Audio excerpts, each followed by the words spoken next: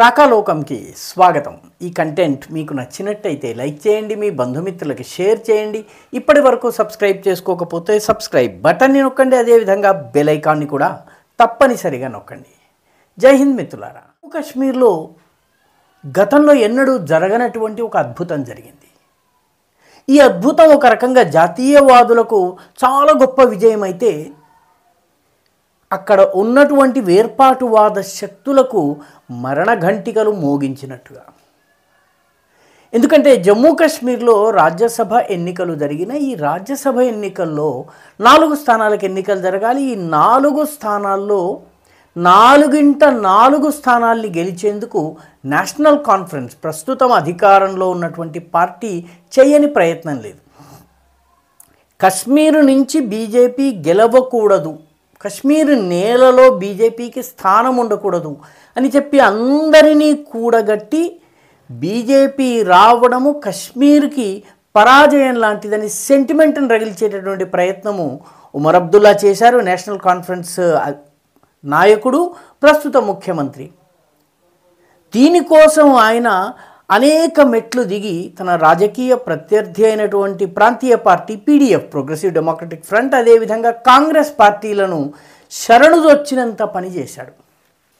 అయినప్పటికీ ఎన్నికల ఫలితాలు వెలువడే నాటికి 4 స్థానాల్లో 3 స్థానాల్లో సహజంగానే అందరూ ఎక్స్పెక్ట్ చేసినట్టుగానే ఊహించినట్టుగానే 3 స్థానాల్లో నేషనల్ కాన్ఫరెన్స్కి చెందినటువంటి సజ్జాద్ కిచ్లు, షమ్మీ ఒబెరాయ్, అదేవిధంగా చౌదరి మహమ్మద్ రంజాన్, వీళ్ళు 3 గెలిచారు.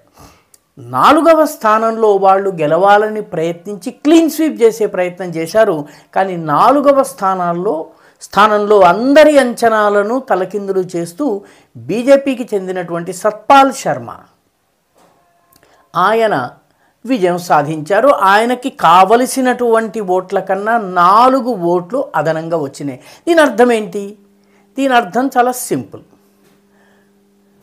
కశ్మీరు లోయలో ఉన్నటువంటి పీడీఎఫ్ లేదా కాంగ్రెస్కి చెందినటువంటి ఎమ్మెల్యేలు క్రాస్ ఓటింగ్ చేసి బీజేపీని గెలిపించారు. అంటే జమ్మూ కాశ్మీర్లో ప్రస్తుతం లోక్సభ నుంచి జమ్మూ ప్రాంతం, జమ్మూ ఉధంపూర్ రెండు చోట్ల నుంచి 2 ఎంపీలు ఉన్నారు. అందులో ఒకరు జితేంద్ర సింగ్, కేంద్ర మంత్రి. కానీ రాజ్యసభ నుంచి మొట్టమొదటిసారి బీజేపీ గెలిచింది.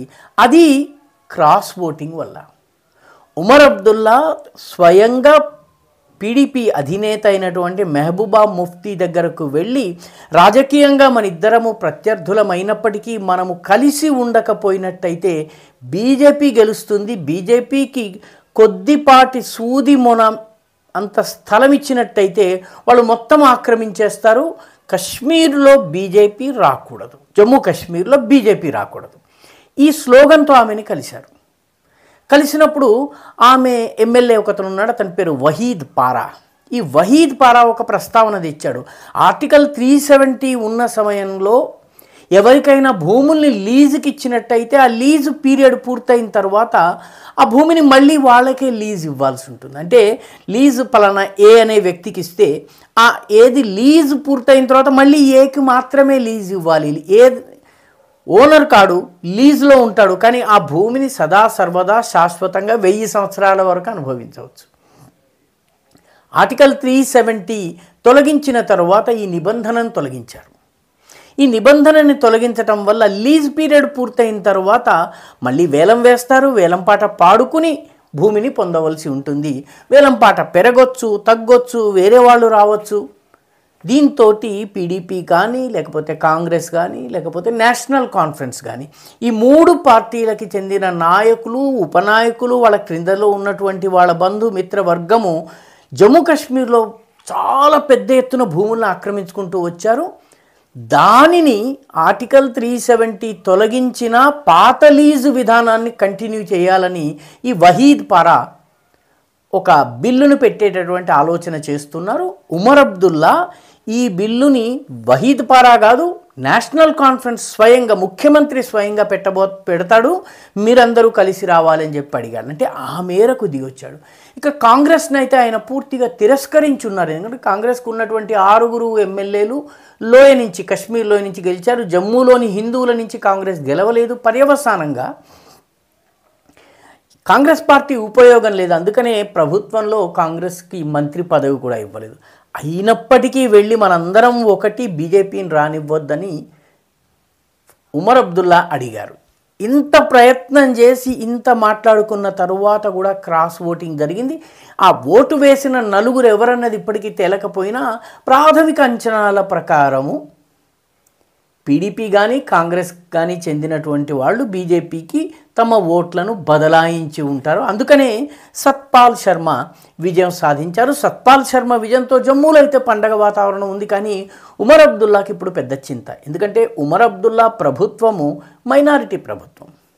దానికి 95 మంది ఎమ్మెల్యేలు ఉన్నటువంటి జమ్మూ కాశ్మీర్ అసెంబ్లీలో 41 సీట్లు మాత్రమే ఉన్నాయి. అంటే మరొక 4 సీట్లు తక్కువ పడుతున్నాయి. ఈ 4 సీట్లు తక్కువ పడి మైనారిటీలో ఉన్నటువంటి ప్రభుత్వానికి రానున్న రోజుల్లో క్రాస్ ఓటింగ్ జరిగే అవకాశం ఉంది. క్రాస్ ఓటింగ్ గనక జరిగితే ప్రభుత్వం పడిపోయే అవకాశం ఉంది.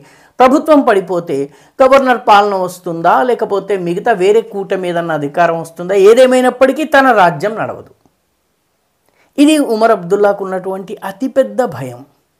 అంటే ఈ రాజ్యసభ ఎన్నికలు జమ్మూ కాశ్మీర్లో క్రాస్ ఓటింగ్ జరిగే అవకాశం ఉందన్నటువంటి విషయాన్ని బయటకు రంగం మీదకి తెర మీదకి తీసుకొచ్చాయి.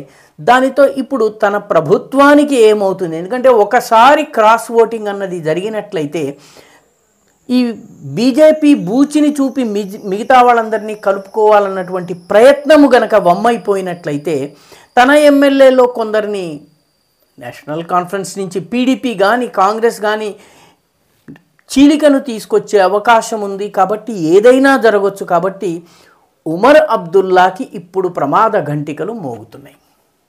ఉమర్ అబ్దుల్లా ప్రభుత్వానికి ఇప్పుడు అతిపెద్ద సమస్య ఏంటంటే రాజ్యసభ క్రాస్ ఓటింగ్ కేవలము రాజ్యసభకు మాత్రమే పరిమితమైన విషయం కాదు. ఇది భవిష్యత్తులో ఇది గనక అసెంబ్లీలో రెప్లికేట్ అయిందనుకోండి, పునరావృత్తి అయిందనుకోండి, అసెంబ్లీలో తన ప్రభుత్వం పడిపోయే ప్రమాదం ఉంది. ఇది వరకు ఆర్టికల్ 370 ఉన్నప్పుడు జమ్మూ కాశ్మీర్లో ప్రభుత్వం 6 సంవత్సరాల పాటు ఉండేది. ఆర్టికల్ 370 పోయింది కాబట్టి ఇప్పుడు 5 సంవత్సరాలే. కాబట్టి ఈ కొద్దిపాటి సమయం ఏదైతే ఉందో ఆ సమయం కూడా తగ్గే ప్రమాదం ఉంది. కాబట్టి ఈ రాజ్యసభ ఎన్నికల ఫలితాలు 1 సీటు ఓడిపోవడము, బీజేపీకి 1 సీటు ఇవ్వడము, లేదా బీజేపీ గెలుచుకోవడం, వాళ్ళ చేతుల్లోంచి లాగేసుకోవడం చేయటం మాత్రమే కాదు, ఉమర్ అబ్దుల్లా యొక్క రాజకీయ భవిష్యత్తు మీద కూడా నీలి నీడలు ప్రశ్న చిహ్నాలు కమ్ముకునేటటువంటి పరిస్థితిని తెచ్చిపెట్టింది. ఈ వీడియో మీకు నచ్చినట్టయితే లైక్ చేయండి, షేర్ చేయండి, ఈ ఛానల్కు సబ్స్క్రైబ్ చేయండి. మీ అభిప్రాయాల్ని కమెంట్ల రూపంలో తప్పనిసరిగా పంపించండి.